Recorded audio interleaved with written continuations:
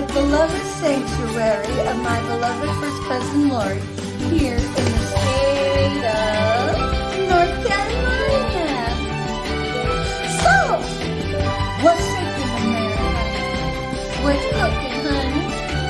Can you get with programs and hit reset for delight and rededicate yourself to being an asset to an upright and ethical, morally equipped citizen? I hope so, because it matters. Well, this particular video, what I'm going to talk about, man, oh my gosh.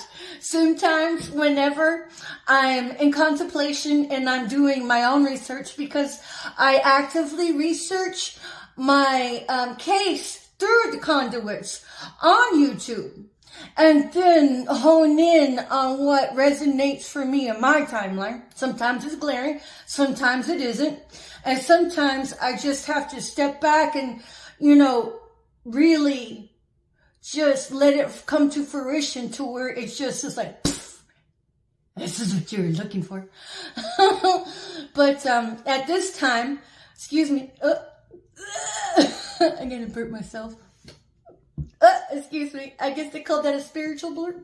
Spiritual blurp. I'm learning so much, because I have been hidden in plain sight by the Most High ever since I was born. And I was cloaked from myself. So my giftings that I've had inherent with me the whole time, I never quite had seen, and just kind of thought, well, didn't think much of it. But at the age of 9 and 10, I knew that I could read the atmosphere in a room when I walked in it. And but for me, it was more like, so for instance, whenever you think forensically and you think of the thermodynamics within the context of a particular setting, such as, a bedroom or a living room, we leave digital heat signatures. So you can sit down in the chair and then make your exit. But there's going to be a certain time frame that your digital signature of that little booty in the chair, it'll still be there. So when you look down on it with like the proper equipment, it'll be staring up, smiling at you. But, along the parallel of that algorithm, I knew that I could walk into a room and know if they were talking about me. But then, of course, there's also the context of body language. Having been a child of a raging alcoholic, my father was very much a raging alcoholic that was an amazing provider. Y'all remember my past videos, he provided for us and provided for family A and the family B, maybe a family C over there. So the man had no issues committing to his financial obligations as provider. But he was a very, very much a raging alcoholic. And while my mom was a wonderful woman, she was a helpful enabler. And so, in a sense, what that does for a child growing up is that they learn to become very hyper-vigilant to the context of studying human behavior in one's environment, because that becomes a mechanism of survival. Being able to read people. So I could also energetically read the human behavior that would run concurrently with tapping into the energetic signature within the context of a given atmosphere. I could do that. That was just like, to me, it was like you have your vowels A, E, I, and U, and then sometimes Y, right? But for me reading the energetic signature within the context of an environment, that was as familiar to me as a set of a set of vowels, and of course a set of values. And so now, like fast forward all these years later, being, it's not to say that some negative encounter in your life gets a free pass, But it has everything to say that not only can the positive encounters help shape our personalities for the better, we can wield the negative encounters to help shape us for the better. And just because you can make lemonade with lemons, it never gave the lemons to exist in your life. And so, but with that being said, one of the diabolic tricks that these prostitutes of integrity were dropping was this living nightmare. I'm all like, man, you guys are gruesome. You think that's funny? You think that's funny to come sideways at a target that you know is being targeted just so you can needle with your phrases such as living nightmare? How demonic do you have to be to think that's funny? Whenever you have a target treading water for their lives to maintain a sense of composure, to maintain a sense of coherentness, just so a goddamn government grubber parade by with his dick running into the ground, turn around at you and say, living nightmare, or energetically interplay that within the context of a dialogue that you were meant to overhear on purpose. So I say that because for all of the ops who have come sideways at me and at others, how's your living nightmare doing? How is the living nightmare that you have put yourself into treating you? I mean, because it's like this. Y'all fucked with my ancestors. Especially for you witches and warlocks that I have never met. Especially you, Dick Tracy. Number 1, number 2, and I know you practice in the black arts, diphead detective number 3. Dick Tracy number 3, you all practice the fucking dark arts.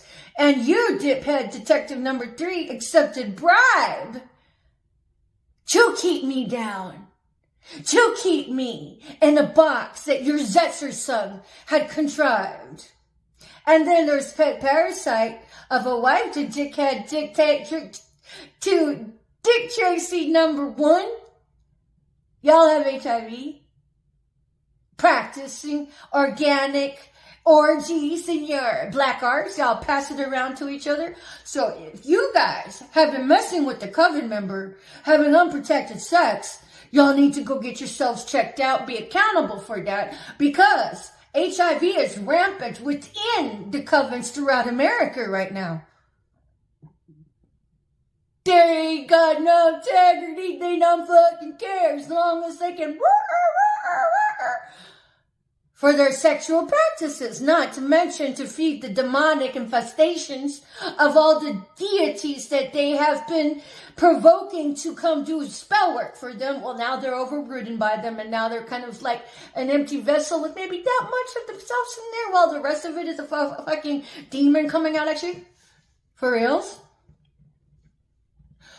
How is your living nightmare? Because you bought yourselves into it all. And here's the funny thing too, is that now you guys that were playing your mental mindfuckery games in your buffoon ways to flip blood coin, and now my ancestors are punking you all, but you can't really report it, can you? Can't really tell anybody about it because you'll just look fucking crazy. Everybody's gonna think that you're, you got a few marbles loose in the noggin of yours because every time you move your head, they can hear it clanking around in there. And every time you probably go to belch, freaking the crepitus of it comes out like a puff of smoke. That's Crepitus. You can look it up. I'm not going to tell you. Crepitus. Every time you fucking fart or belch. Ew. So how is your living nightmare? Are you enjoying it? I mean, because everything that you all wanted for me, and all of your spell work, I'm talking to the ops here, in case you hadn't noticed. Especially the ops of the secret skanks of society that practice the black arts. You all have bought yourselves into, and your own Zetzer song. Isn't that so exciting? Bitch, it's fucking exciting for me. But let's make this clear, America. While we have 3D laws against aiding and abiding miscreants, say somebody, was had escaped from Alcatraz and then show up on your doorstep, and it's like a high school person that you used to date that never done you wrong, and they're like, man, I need some place to stay. And you're like, and they're like, I didn't do it. They did it. And you let them in, and you offered them sanctuary. Well, there are laws against that. The laws being aiding and abiding and can throw you into jail. So now let's up this to a sideways analogy of the 5D.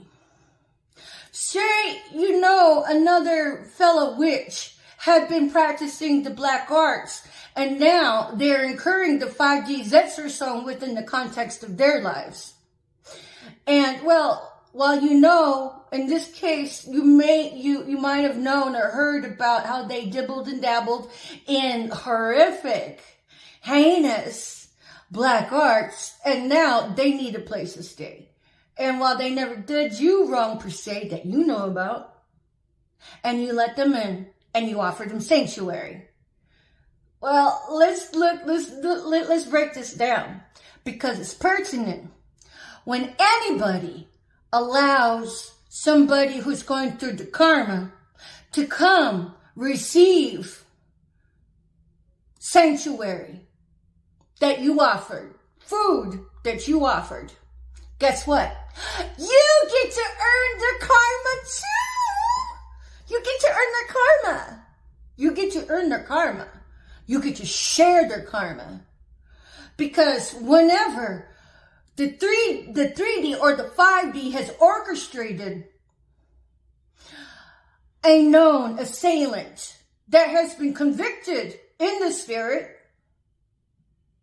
and now their world is circling the drain because that's what they caused for somebody else, because these assholes that have come sideways at me, I'm not their first rodeo, bitch.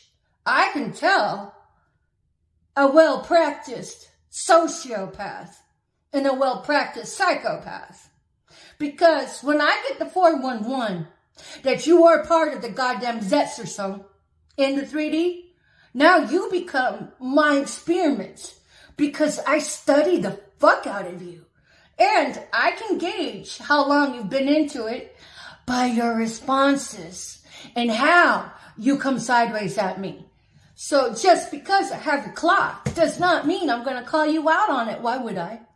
Because when I have a good 411 on the information that I'm dealing with the bona fide pathological liar that ain't got no integrity, that doesn't even show a sense of empathy, why am I going to try to address the situation? I just detach. So when I figure out I'm dealing with Team Judas over here, number one, I'm not going to hate you. I'm still going to hold a light for you, a candle in my heart for you to find prosperity with the divinity of alignment.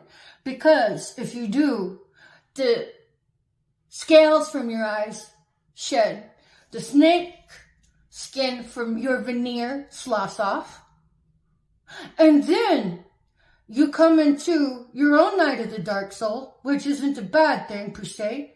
It becomes a purging where you recognize and where you see how you can come up higher. That's a good thing.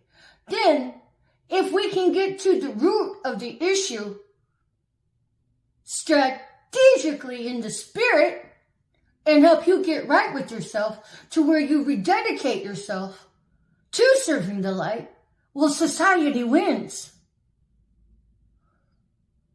So, when I have you clocked and I see that I'm dealing with a pathological vessel infested with demonic treachery that only care about money, materialistic gain, what would it do to serve me to try and work anything out with a pathological liar?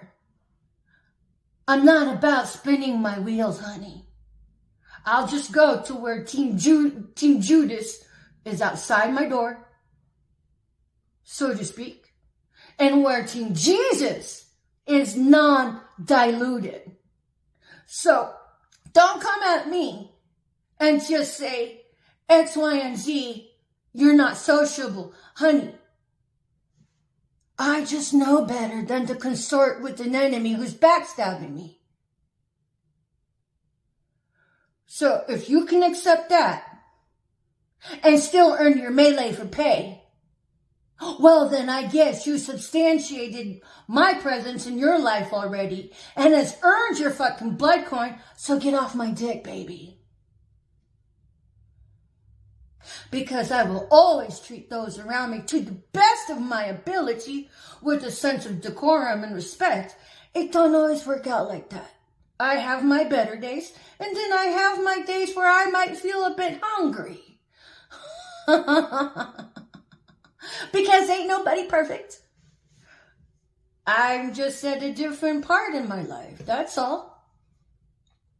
So, be careful who you aid and abet.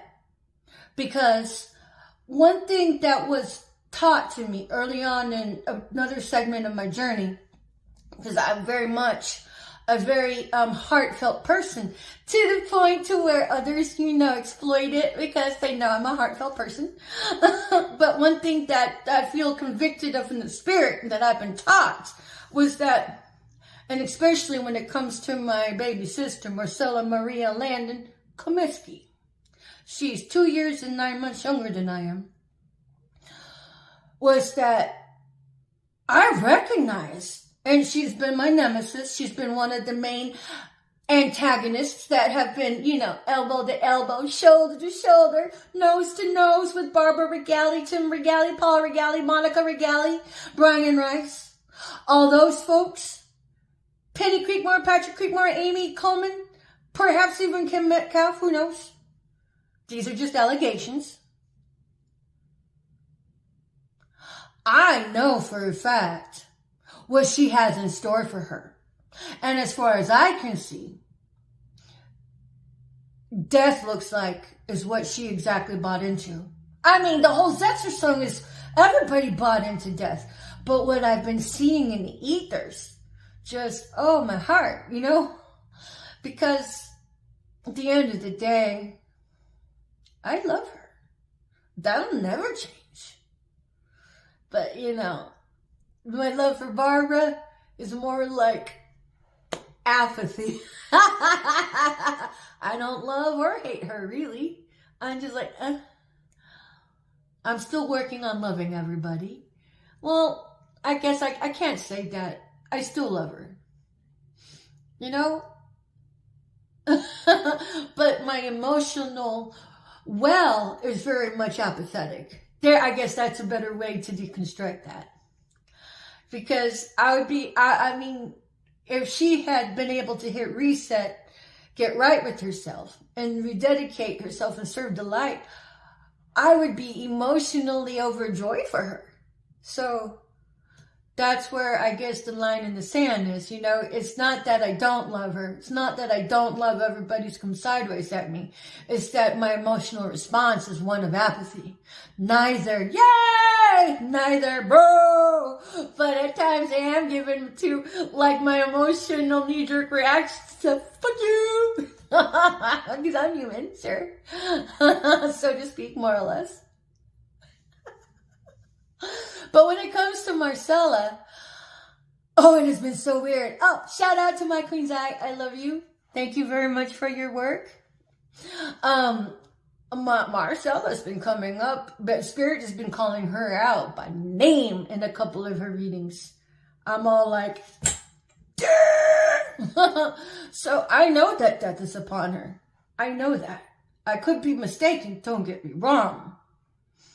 That's why I'm all like, so, but the point of me bringing this up is that I do feel for her to a point, because I'm not going to allow myself any energetic ties or bonds to everybody. But it was much more strong about a year ago. But Spirit dealt with me, and it was like this. If these people could put you, generally speaking, through any of this bullshit, and you had to rise up above it, and you had to live it down, whatever it was, then why can't they do that for themselves?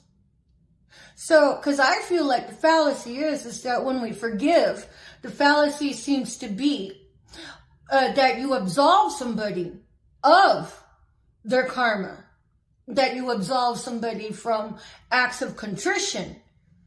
I'm just where I'm all like, that's where I wash my hands and I give it all to God, give it all to karma, and then I pray for God's perfect will to be met and for the parameters of karma to be dealt with and to be met. Because meanwhile, I'll be like, I'm souping it up with 100,000 fold, honey. Now, whether or not it comes to fruition, it's not up to me. That's up to the 5G. That's up to the Most High. So, however, whenever we call to forgive, because really it's supposed to suit us and ourselves, you can still promote karma with full endorsement in love. In love. So, that's why anybody who wants to kind of like scale back on their karma and think they're going to get away with some of their contrition or their benefits package they bought into karmically, you're under a fucking fallacy. If you were able to gain contact to me, which this doesn't happen, my ancestors aren't going to allow it. You would still be spinning your wheels in place. Because, like I said, for those who have been doing the dastardly in the Setzersung of Auschwitz, leave your targets alone already. Haven't you done enough? Just walk away, like you all have done anyways, emotionally. Just walk away, like you all have done financially. And just walk away altogether. Take it up between you and the Most High. Go to Him about it, but you're going to have to walk your talk. Which is no less than making public apologies. You can say sorry to your targets on record, upload them to YouTube, and then make signed affidavits of your apologies and your part in the Setzersung and everybody that you have been in contact with. Notarize them, and then send them registered mail to the appropriate authority so you have your paper trail, and go speak to them. If you can't do any of that, then your apologies were nothing more than a mental mindfuck of masturbation that only would serve yourself. So, if anybody could come sideways against anyone in particular, and they're dealt the hand of karma, if you had to deal with their baneful ways, why can't they deal with their baneful karma? Because the Lord had really worked with me, because my heart just went out to Marcella, because I'm like, oh, she's going to have to be homeless. She's going to have to be penniless. She's going to have to endure everything I had to endure. And my heart had a much empathy back then.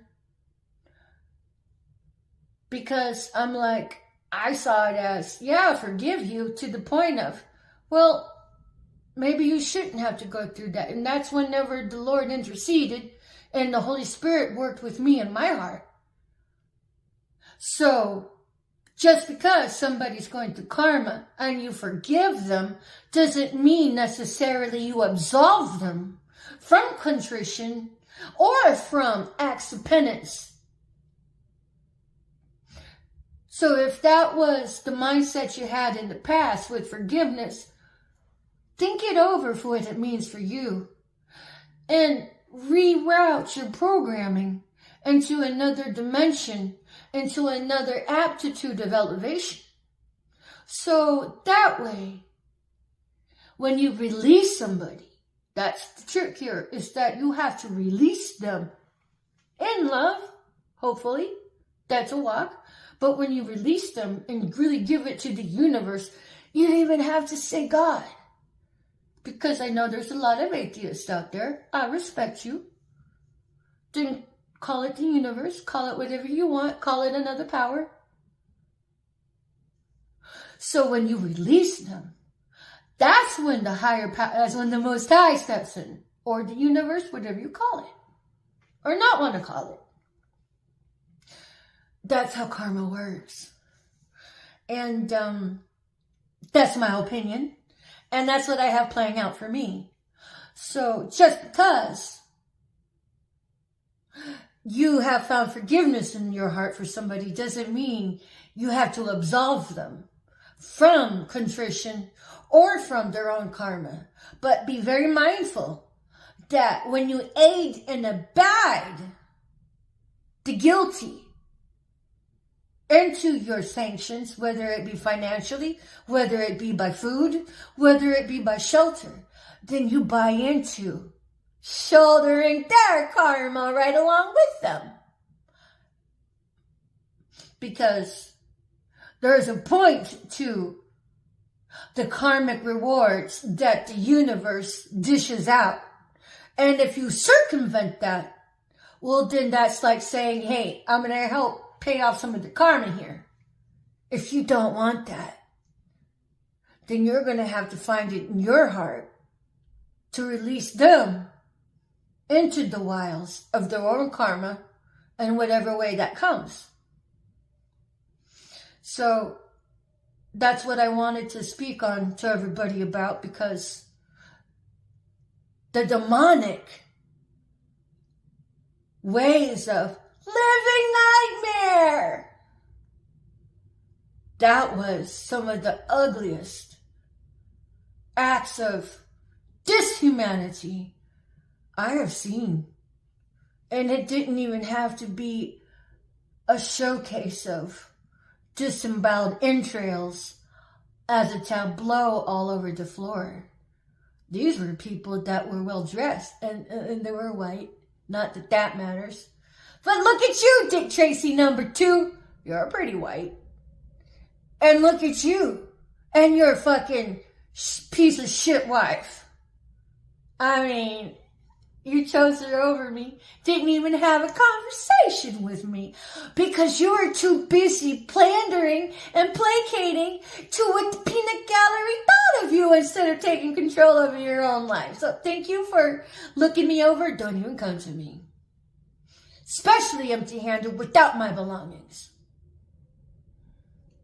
Because, trust me, you don't want to deal with my ancestors anymore. They're going to jack you up for everything you did in concordance with your own ancestors because they were counting on you. You were their chosen one to help break generational curses.